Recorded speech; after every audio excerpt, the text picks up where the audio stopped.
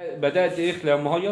ان شاء الله دي لي 3 ايام اما اعمل، وكل ماده بنقول حاجه بحاجه، وادينا اهو قاعده اخر حاجه اهو شويه دوله، وفي الاوضه التانيه في شويه، والمطبخ فيه حاجات شويه كراكيب. بالنسبة لاخواتك اللي هم في اخواتي حالتين عندك في حالتين. والدتي انا راحت مشيت على مغاغ عشان تفرش هناك، وسايبه اخويا معايا. لو انت حضرتك عايز تخش تشوفه انا ورا. انا عارف الحالة، بس انا مش عايز اصور الحالة. هو عنده الناس اللي ما تعرفش حالة اخوه، عنده حاجة اسمها ضمور في الاعصاب او ضمور في المخ، صح كده؟ كل ما بيكبر في السن النمو بتاعه بيضعف، هو ما بيقدرش يتحرك خالص، هو واخوه التاني.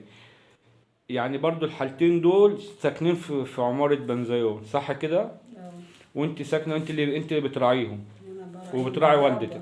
طبعا ربنا فوق الكل طبعا. طبعا. طيب بالنسبة لقصة ال1000 جنيه، بالنسبة لقصة ال1000 جنيه، حد اتواصل معاكي؟ محدش اتواصل ولا اي حاجه، محدش اتواصل، والناس كلها والجيران كلها عمالين يسالونا ويسالوا ده ويسالوا ده.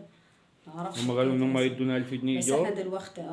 احنا دلوقتي مستنيين دلوقتي هنخلي لحد يوم ايه، وهل احنا لما هنيجي نسلمكم المفتاح هتدونا اي حاجه تثبت ان احنا سايبين شقتنا، ولا ايه النظام يعني؟ ما انت ولا احنا حضرتك اسمعيني. طيب احنا قبل كده في سنه 92 لما سيبنا الشقق بتاعتنا وخلينا جينا لقينا كل حاجه متدمر، يعني ممكن اي حاجه دلوقتي الناس ايه تيجي تسرق الحاجه واي حاجه كده.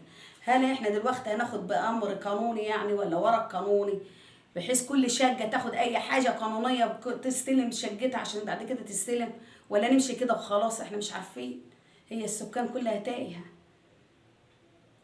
لا، مفيش حاجة اسمها السكان كلها تايهة.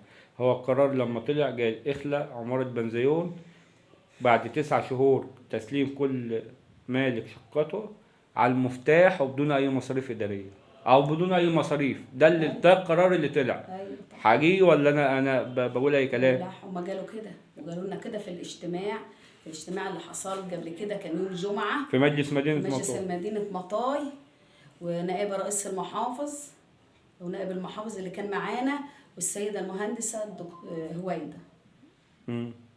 هم قالوا لنا كده ووعدونا بكده، اللي احنا ان شاء الله هنرجع بعد 9 شهور. احنا بنقول خليها سنه، هنعمل ايه طيب؟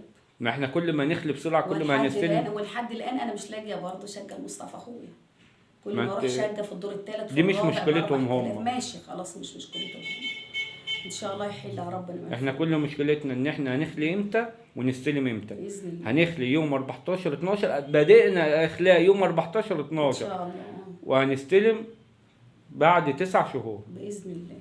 تمام. احنا متعشمين في ربنا ونعم بالله. شكرا لحضرتك.